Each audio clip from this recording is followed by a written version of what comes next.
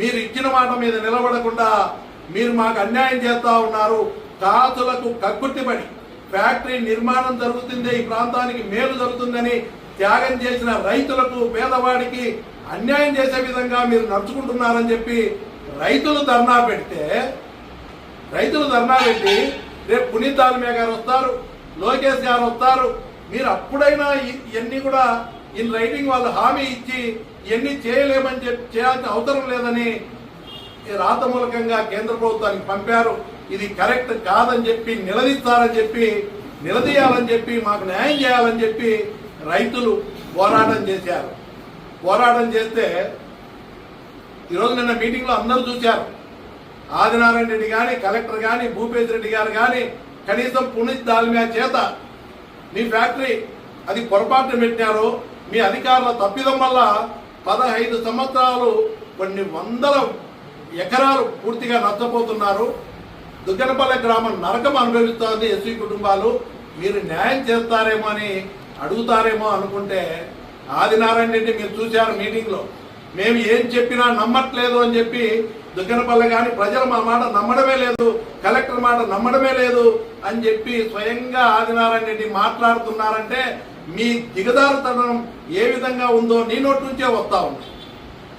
నువ్వు దిగదారి కాదుల కక్కుర్తిపడి రైతాంగానికి అన్యాయం చేస్తూ ఉంటే ఏ విధంగా నమ్ముతారు? కళ్ళ కనపడతా ఉంది.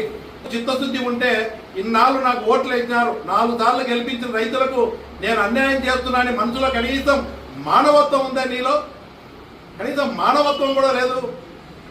మానవత్వం లేకుండా పునీత్ దాల్మియాకు కనీసం నీ ఫ్యాక్టరీ వల్ల నష్టం జరుగుతుంది, నువ్వు డబ్బులు కేటాయించి భూములు కొనుగోలు చేయాలని చెప్పలేని దౌర్భాగ్య పరిస్థితిలో కూటమి నాయకులు ఉన్నారు.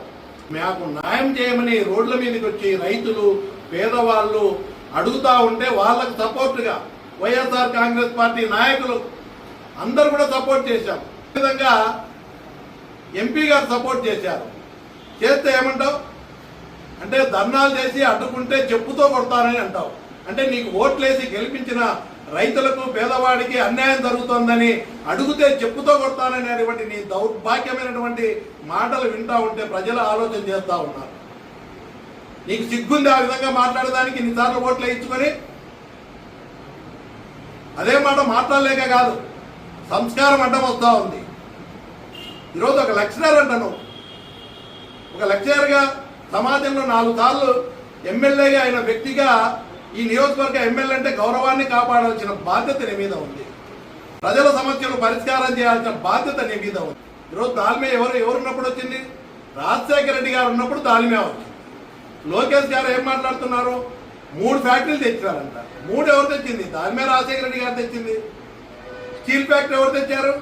జగన్మోహన్ రెడ్డి గారు కేంద్ర ప్రభుత్వం విభజన చట్టంలో ఉన్న కేంద్ర ప్రభుత్వం కూడా చేతులు ఎత్తేస్తే మేము చేయలేమంటే ఈ రాష్ట్ర ప్రయోజనాల కోసం రాయలసీమ ఉక్కు కడప హక్కు అనే విధంగా రాయలసీమ ఉక్కు కడప ఉక్కు రాయలసీమ హక్కు ఈ ప్రాంతం డెవలప్ జరగాలంటే స్టీల్ ఫ్యాక్టరీ రావాలని చెప్పి ధైర్యంగా రాష్ట్ర ప్రభుత్వమే ఏర్పాటు చేస్తుందని అడుగులు వేసి దానికి ఒక పెట్టుబడిదారిని సజ్జన్ జిందాల్ గారిని తీసుకొచ్చి 1000 కోట్ల పెట్టుబడులు పెట్టే విధంగా పనులు ప్రారంభిస్తే ఆ పనులు కూడా చేసి మీ ఖాతాలో వేసుకుంటారు.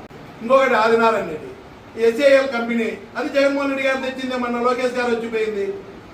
అన్ని జగన్మోహన్ రెడ్డి గారు రాజశేఖర రెడ్డి గారు తెచ్చింది అని చెప్పి తప్పుడు అబద్ధాలతో కాలం వెలుగుతుతా ఉన్న ఆదినారాయణ రెడ్డి ఈరోజు పరిశ్రమలు ఇక్కడికి నేను తెచ్చినా అంటావు. రైతుల కోసం పోరాటం చేసే వాళ్ళను రైతులను చెప్పుతో కొడతామనే దానికి నువ్వు మాట్లాడే బాధ్యతలు ప్రజలే తగిన గుణపాఠం చెప్తారు. ఎందుకంటే నేను కూడా నీలాగా అడ్డదిడ్డంగా మాట్లాడలేం. కానీ నువ్వు న్యాయం కావాలని అడిగే రైతును, న్యాయం కావాలని అడిగే పేదవాడిని, న్యాయం కావాలనే అన్యాయం జరుగుతుంది రైతుకు పేదవాడికి అని మేమందరం సపోర్ట్ చేస్తే, నేను ఎంపీ గారు మా నాయకులు సపోర్ట్ చేస్తే అందరినీ చెప్పుతో కొడతానంటావా? కళ్ళు ఎంత అహంకారంతో మాట్లాడుతున్నాను. నీకు తగిన గుణపాఠం చెప్పే రోజులు వస్తాయి. రాజకీయంగా సమాధి కట్టే పరిస్థితి వస్తుంది నియోజకవర్గంలో. నీకు గుర్తుపెట్టుకో ఆదినారాయణ రెడ్డి, నువ్వు భాష మార్చుకో.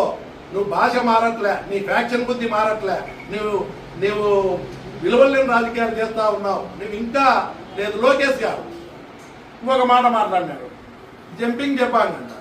నేను తెలుగుదేశం పార్టీలో ఇలాంటి జంపింగ్ జపాన్ చేర్చుకున్నారు కాబట్టి నీ పక్కన కూర్చునే 3-4 సార్లు పార్టీలు మారినటువంటి వ్యక్తి ఈరోజు ఎమ్మెల్యేగా ఉన్న వ్యక్తి ఎన్ని పార్టీలు మాట్లాడారు? ఈ జంపింగ్ జపాన్లు వచ్చి ఈ పార్టీ భ్రష్టు పట్టింది కాబట్టి నేను పార్టీ మారాల్సి వచ్చింది. నారాయణ రెడ్డిని నువ్వేదో భయపెడితే భయపడేదానికి మా కార్యకర్తలు కూడా ఎవడు భయపడాడు. రైతుల పక్షాన రైతుకు న్యాయం జరిగేంత వరకు నువ్వేదో చెప్పుతో కొడతానంటున్నావు. రైతులకు న్యాయం జరిగేంత వరకు కూడా నీ తాటాకు తప్పులకు భయపడేవాడు ఎవ్వరు లేడు.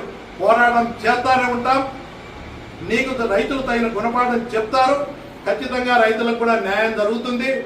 నేను ఈ విషయాన్ని జగన్మోహన్ రెడ్డి గారికి కూడా గతంలో చెప్పడం జరిగింది.